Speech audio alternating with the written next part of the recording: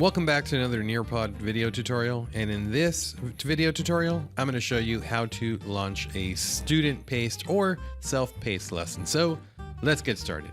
As you can see, I'm at my library, and remember, we're not going to click on the lesson. Instead, we're going to highlight using our cursor, just kind of hover over the lesson. In the previous video, showed you how to launch a live lesson where you are in control at all times. You start the lesson, gives you a unique code. You end the lesson at the end of class, or the end of the period, or at the end of that particular subject, and boom, it kicks everyone out and done. This one is student paced. Now, this is a part of the premium package that was purchased for you by the district, and the student pace is an extra feature where the students can do this on their own, whether it be at a center, whether you're going to differentiate in your class and have different groups of students doing different assignments, or you're going to send it home for homework. So we're going to go ahead and choose student paced.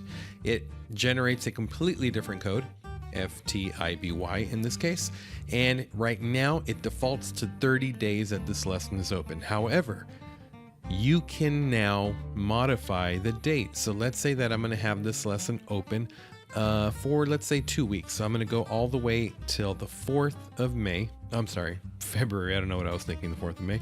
And actually, let's go to the 5th of May. That gives us a full 2 weeks, 14 days.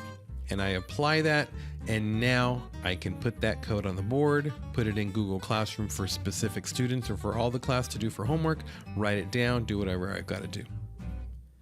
All right, nothing happened.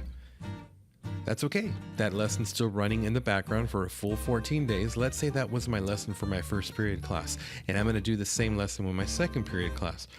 I'm going to want to run multiple student-paced lessons because I do not want it to generate one huge report with all 150 students in there. So instead, what I'm going to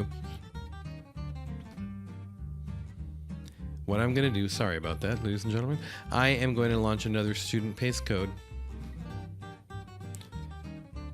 And this time, I am going to, it's actually what it's doing is it's saying, hey, there's already a code that's open for this. Do you want to continue with that one, or do you want to launch a new one? I'm going to launch a new one.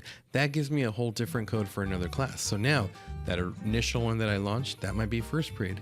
This code might be second period. I'm going to do the same thing. I'm going to extend the date to that date for 14 full days.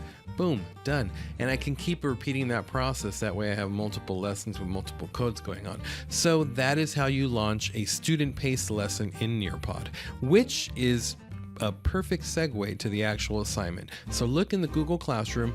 Now you should have an assignment posted where you are going to have to run a student-paced lesson.